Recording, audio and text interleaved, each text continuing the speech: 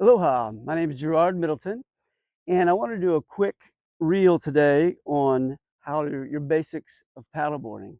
Things you need to know your first time trying to paddleboard to give you a successful experience.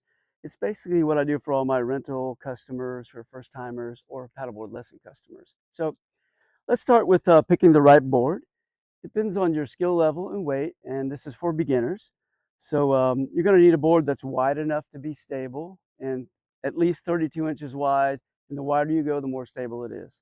Also, if you're someone who's over 250 pounds, 300 pounds, you're going to want an oversized board. You're not going to be able to learn on the same board someone else who's maybe under 200 pounds can learn on. That's really important that you have the right size board with enough flotation for your size, okay? So once we have that covered, let's talk about safety. The Coast Guard regulations are you're supposed to have a life vest and a whistle on the vessel. You don't have to wear it except for young children, okay? And if you're in a swimming area like the surf zone, you don't need to have a life vest. All right, so your biggest safety feature is what we call a leash. I usually joke with everybody and say it goes around your neck, but it actually goes around your ankle nice and snug, all right? So it doesn't spin around and catch on your other leg. If you are paddling in cold water, especially by yourself, please wear the leash. It's huge for safety. If it's a windy day, you fall off, board's gone, you're in cold water, you die pretty quick, okay? The third safety thing is your cell phone. It's always good to take your cell phone if you need a waterproof bag, you use one, but you can always call for help. You have a little chest pain, or if you just get lost, you can call someone for help. All right, so let's talk about getting on your board. The handle for the boards are right here.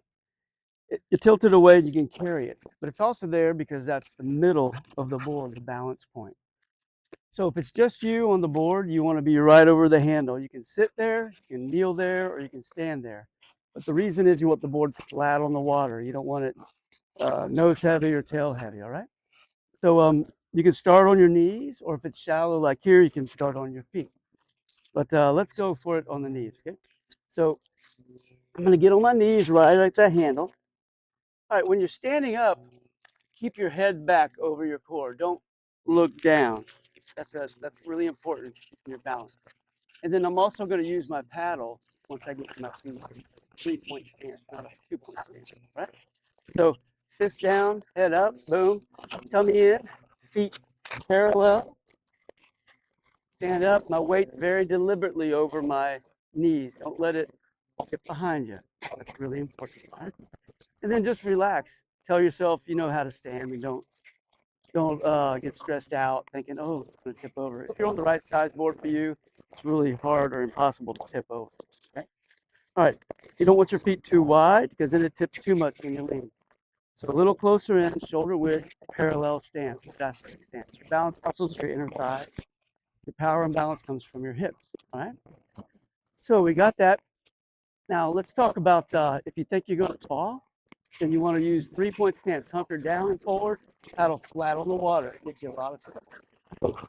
Don't do that. Okay. All right. Now let's talk about paddle length.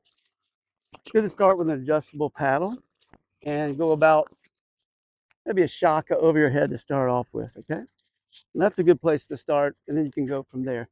You want the paddle long as you can for good leverage on your stroke, but short enough so that you can return straight up without having to swing it out. Okay. So if it's too long, you're going to catch the water. So let's find that happy medium. All right. Let's talk about steering. You can paddle straight from one side. The key is dipping your shoulders so you can get the shaft straight up and down. Blade right next to the board, paddling in a straight line, okay? If you paddle in a straight line, you're going to go pretty straight. Way to remember it, looking through this window under your forearm. Forearm goes across your forehead. Paddle's over here, not over here. If you're looking over your paddle, you're turning. Okay, so dip your shoulders, paddle in a straight line right next, or even try to maybe under your board to go straight. Now the opposite of that, the further away from your board you get the blade, the more you're turning or twisting the board the opposite direction. So straight, turn. And you can turn backwards if you start from back to front. Now if you get low and reach way outside, the big outside, what we call a sweep, you can spin your board in a circle. and we bring it back up and going straight. All right. Now, when outside hand goes on top, medium width grip like this, the lower you get your hand, the lower the gear. So if you're going into the wind or waves, get it real low so you get aggressive and have a lower gear of power. Back up to normal. Try not to over grip with your hands. Try to relax your hands. Try to relax your feet or they're going to get tired. All right. Okay, so let's talk about changing sides. When you change sides with your paddle, you want to change hands. So top hand lets go, touches bottom hand. There you have it. That way you don't lose the right distance between your hands. If you're doing a nice workout paddle or a race even, you don't miss a beat. All right, now let's talk about a good stroke. 3 parts to the stroke. There's the catch, there's the power, and then the return, CPR, okay? So the mechanics of your power stroke is you want to keep everything in line, like cross-country skiing. You don't want to go outside the direction you're going. Very pure motion. And also, you want to use leverage and weight for power. You're not using your arms for power, okay? So let's think about that as we go through the stroke. For the catch, my hip and blade are going to catch as far forward as they can. My pinky's not even touching. And I'm dipping that way. Paddle's in my knuckles, not in my palm, all right? So once I catch, then I can lock my elbows, keep your fist punched way out away from you. It's leverage. So the further away your fists are, the more power you're going to have. Hip and shoulder rotation. And this is your fulcrum point, so it needs to be straight out for the power stroke. So hip and shoulder rotation, boom. That's your one source of power. The other source is bowing into your stroke, using your chest weight to drive it deep. You're going to drive it all the way to the top of your blade. All righty? So I'm going to catch, and also my hip and blade move with each other, same direction, not opposite. That's a good way to remember your mechanics. So my hip and blade are going to catch, and the blade, as you notice, tilts forward, not back. It's kind of counterintuitive, but the reason is when you catch and do a long straight arm stroke, you're bowing into it. This is your power area right here, not here. And see, it's a perfect straight down blade angle. All right. So this would not be good. All right. Now I'm going to drive it deep and down. I can't do it here because it's so shallow. All the way to here. Now by the time I get to my heel, the blade angle is not good. And also if I go past that, it makes my body twist around. Boom. Not a pure motion.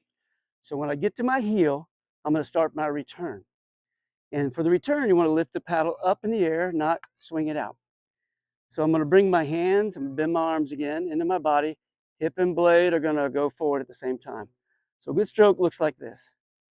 Pretending my hand's up here is too shallow to do it. Okay. My head is up. Resist the urge to stare down. Your body follows your noggin, okay? Keep your head up. If you look down, do it with your eyes. If you're going hard, you can focus on your entry point, but always be aware of what's around you and keep your head up.